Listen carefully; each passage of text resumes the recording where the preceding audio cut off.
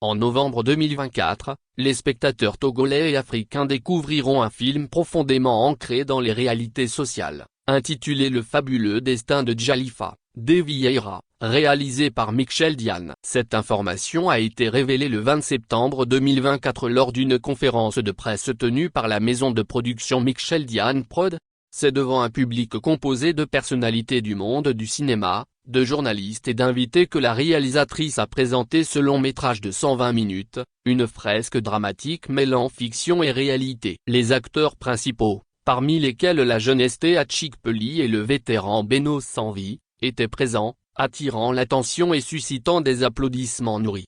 Dès les premières minutes de la présentation, le teaser a captivé l'assistance. L'histoire de Djalifa, une adolescente de 14 ans forcée à épouser un roi septuagénaire pour rembourser une dette familiale, a immédiatement touché la sensibilité des invités. Le film met en lumière les luttes internes de la jeune héroïne, tout en révélant les réalités sociales encore présentes dans certaines cultures africaines, telles que le mariage forcé. Cette intrigue puissante, ancrée dans les traditions locales, dépeint avec sensibilité les défis auxquels sont confrontées de nombreuses jeunes filles à travers le continent.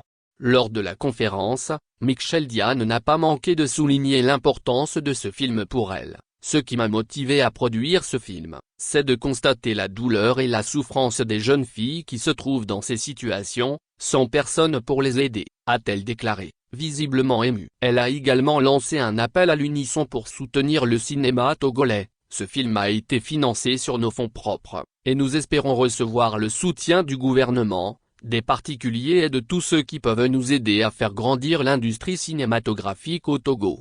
Un hommage à la diversité culturelle togolaise. Ce long métrage ne se contente pas de raconter une histoire. Il célèbre également la richesse culturelle du Togo, en intégrant plusieurs langues locales telles que l'Ewe, le Kotokoli et le Kabylie, en plus du français. Ce choix linguistique audacieux permet de rendre hommage à la diversité du pays, tout en offrant une dimension authentique à l'œuvre. Lors de la projection du teaser, le public a pu apprécier la beauté des paysages togolais, sublimés par la caméra de Michel Diane, mais aussi les éléments traditionnels et culturels qui jalonnent le film. Chaque image semble conçue pour rappeler la profondeur des valeurs locales et attirer l'attention sur l'urgence de préserver ces identités tout en luttant contre des pratiques comme le mariage forcé.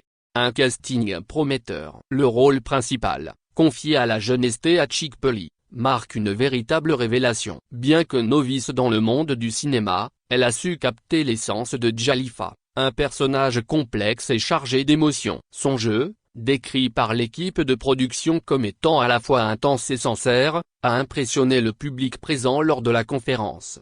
Quant à Beno Sanvi, figure incontournable du théâtre et du cinéma ouest-africain, son incarnation du roi et Eladi Bilal promet d'être marquante. Sa maîtrise du rôle et sa capacité à transmettre des émotions complexes à l'écran renforcent l'impact dramatique du film.